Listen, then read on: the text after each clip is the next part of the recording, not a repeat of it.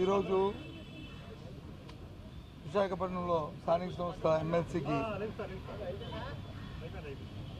ఖాళీ వచ్చిన స్థానానికి జరుగుతున్న ఎన్నికల్లో ఇవాళ వైఎస్ఆర్సీ పార్టీ అభ్యర్థిగా మా నాయకుడు జగన్మోహన్ రెడ్డి గారి ఆదేశాలతో అలాగే జిల్లాలో ఉన్న పెద్దలందరూ తాలూకా సమాలోచనతో నన్ను అభ్యర్థిగా ఉండమని వారు చెప్పారు, పెద్దలందరూ చెప్పారు.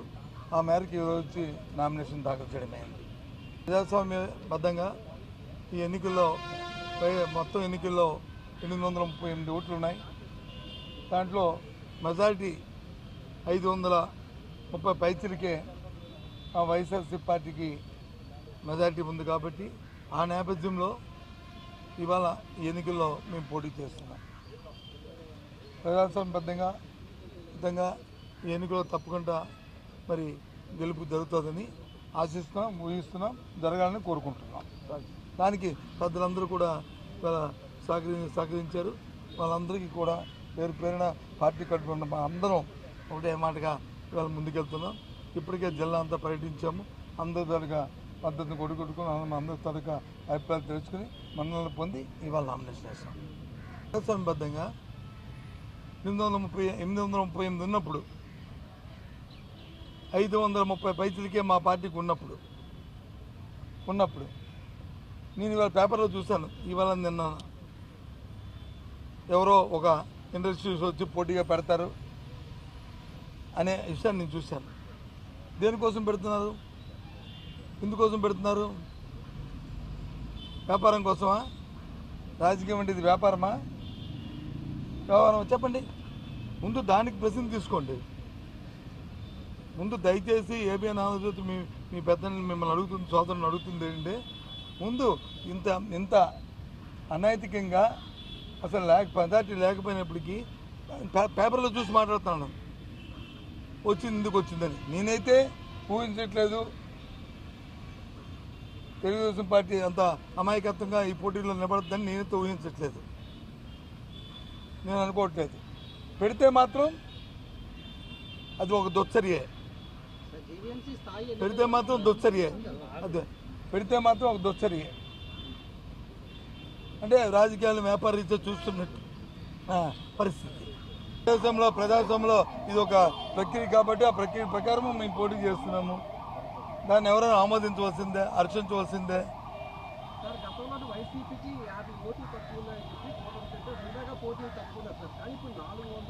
అదే మరి అదే ప్రధాని చెప్తుంది. నువ్వే పేపరు, నువ్వు సాక్షి. ఆయన ఇటు నుంచి వస్తాడు, నువ్వు ఇటు నుంచి వస్తావు. ఆయన ఈస్ట్ నుంచి వస్తాడు, నువ్వు వెస్ట్ నుంచి వస్తావు. అది ఎవరు నేను ఎండి రేట్ దానికి.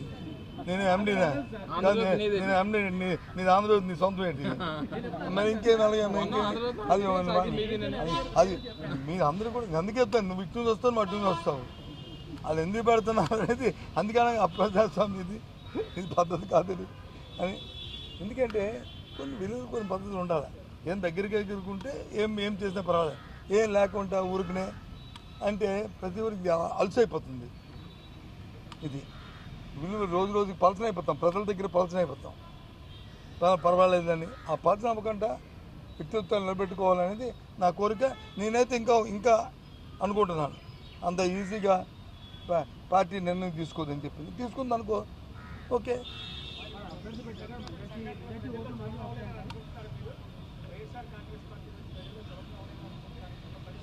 నేను ఎందుకు అనుకుంటాను? చూడగా ఇది అంటే బాగోదు కమ్మా. దొండ సత్యనారాయణ గారు ఎక్కడున్నారో, చనిపోయి ఆత్మ ఎక్కడుందో కానీ ఒకదానికి ముడిపెట్టకండి. ఒకదానికి ముడిపెడితే ఇంకెక్కడికి వెళ్ళిపోతుంది. నేను మాట్లాడడం నేను నా స్థాయిలో నేను మాట్లాడడం బాగోదు. ఎక్కడికో వెళ్ళిపోతుంది. నీకు అర్థం. నువ్వు షర్ట్ వేసుకున్నావు, లోన్ ఏమవుతుందో నాకు తెలియదు అనుకుంటావా? నేను షర్ట్ వేసుకున్నాను, నాకేమవుతుందో తెలియదు అనుకుంటున్నావు. అందుకు ఇవన్నీ అప్రస్తుతం. ఇక్కడ వరకు కన్ఫైన్ అవుతామ్మా. ఈ రాజకీయం వరకు కన్ఫైన్ అవుతాం. మిగతా విషయాలు వద్దు. అది okay. Bye, see you, good luck. మీరు నాయకులే అండి. నేను ఎవరు కాదండి. అలాగే నాకు అర్థం అవుతుంది. పుట్టాను, పెరిగాను, ఇక్కడ ఉన్నాను, నా భార్య ఇక్కడ ఉంది, నేను ఇక్కడ ఉన్నాను, నా ఇల్లు ఉంది, నా వాగు ఉంది, ఆస్తి ఉంది. ఇప్పుడు మరి మిగతా వాళ్ళ సంగతి చూసుకుంటే నేను అసలు ఆడికి వెళ్ళను. నేను ఆడికి వెళ్ళను, నాకు లీస్ట్ బాధరు. కానీ ఎలాగా కంపారిజన్ చేసుకుంటే మిగతా ఆ విషయాన్ని మిగతా వాళ్ళు అడగండి, అప్పుడు నేను అడగండి. అట్లుంటండి మా ఏందో సాక్షి కదా, అటువంటి సాక్షి రండి, నెక్స్ట్ రండి, ఈస్ట్ రాకండి. ఓకేనా, bye, see you, good luck.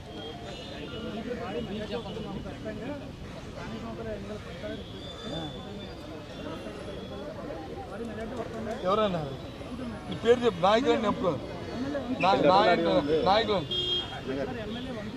చెప్పారు కదా 14వ తారీఖు నాడు ఆయన్ని అడుగు, నన్ను అడుగు, నేను చెప్తాను.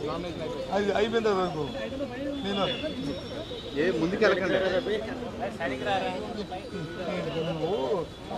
చిన్న మాట్లాడిద్దాలుగా, పెద్ద మాట్లాడగా ఎన్నో వస్తుంది సార్ అంటే నేనేం చెప్తాను, 538 ప్లస్ ఇంకో ఓటు అవతల పక్కన వస్తాను నేను చెప్తానా? లేదు నా ఓటు తగ్గుతుంది నేను చెప్తానా? చెప్పు. ఓకేనా, బాయ్, సీ యూ.